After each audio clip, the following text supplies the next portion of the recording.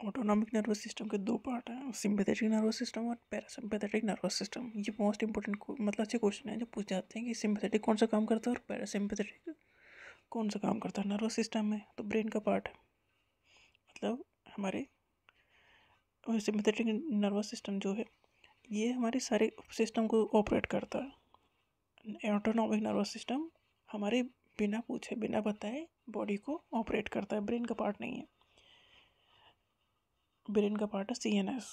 CNS में central nervous system में है ब्रेन, और एएनएस में है सिंपैथेटिक एंड पैरासिम्पैथेटिक। ये सारे काम बॉडी खुद हैंडल करती है। तो सिंपैथेटिक और पैरासिम्पैथेटिक दोनों एक दूसरे के अपोजिट काम करते हैं।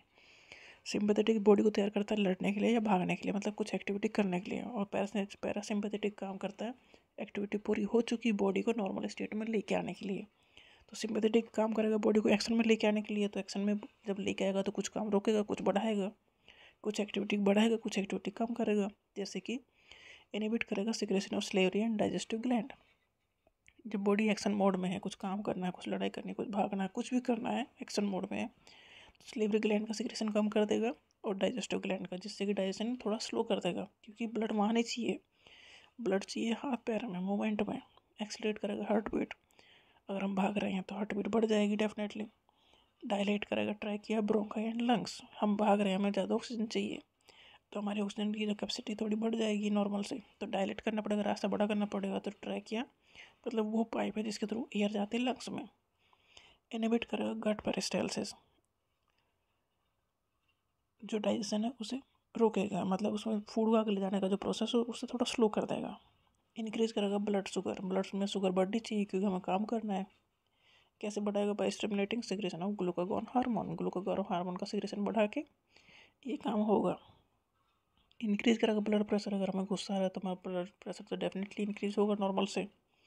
इंक्रीज करेगा RBC count in the blood, blood में आरबीसी का नंबर बढ़ाएगा, क्योंकि हमें ऑक्सीजन, आरबीसी का काम है कि ब्लड में ऑक्सीजन को लेके जाना सेल तक, क्योंकि आरबीसी में हीमोग्लोबिन ऑक्सीजन को कैप्चर करता है और सेल तक लेके जाता है। तो आरबीसी बढ़ेगा तो मतलब ऑक्सीजन सेल तक जाएगा और सेल फिर डेफिनेटली काम ज़्यादा करेंगे, जो कि हमें एक्शन मोड में चाहिए।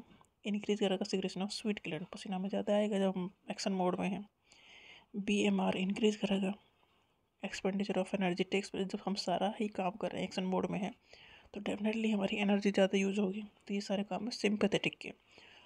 पैरासिम्पैथेटिक इसके जस्ट उल्टे काम करेगा, मतलब हमने चीज़ों को बढ़ाया है, घटाया है, तो वो नॉर्मल स्टेट में लेके आएगा। पैरासिम्पैथेटिक नर्वस सिस्टम स्टिमुलेट करेगा secretion of salivary and digestive glands को, क्योंकि नॉर्मल स्टेट में लेके आना है। तो जो हमने रोका था उसे ठीक करना, नॉर्मल करना है। कंस्ट्रिक्ट करेगा ट्रैकिया, ब्रोंकाई और लंग्स को, क्योंकि हमने इसे डायलेट कर दिया था, बढ़ा दिया था, तो थोड़ा नॉर्मल लेके आएगा, क्योंकि बॉडी को नॉर्मल स्टेट में लेके आना है। इनहिबिट करेगा सिक्रेशन ऑफ लैक्राइमल ग्लैंड, आंसू करना रोकेगा क्योंकि स्टेट नॉर्मल आ चुकी है। स्टिमुलेट करेगा गट पेरिस्टाल्सिस को, मतलब डाइजेशन बढ़ाना है तो फूड आगे बढ़ाना पड़ेगा, उसको काम करेगा। मतलब बॉडी रिलैक्स मोड में आ गई है पैरासिम्पैथेटिक में। डिक्रीज करेगा ब्लड प्रेशर, हमने सिंपैथेटिक में ब्लड प्रेशर बढ़ा दिया था क्योंकि हमें काम करना था, काम कर रहे थे, एक्शन मोड में थे, अब उसे नॉर्मल स्टेट में लेके आएगा तो डिक्रीज करेगा। फिर उसे decrease secretion of sweet gland, मतलब पसीना थोड़ा कम आएगा, नॉर्मल स्टेट में जाओगे, बीएमआर डिक्रीज हो जाएगा और एनर्जी इसमें डेफिनेटली सारे काम रिलैक्स वाले हो रहे हैं, तो एनर्जी भी कहाँ खर्च होगी, तो इसमें होगा क्या? Conservation of energy.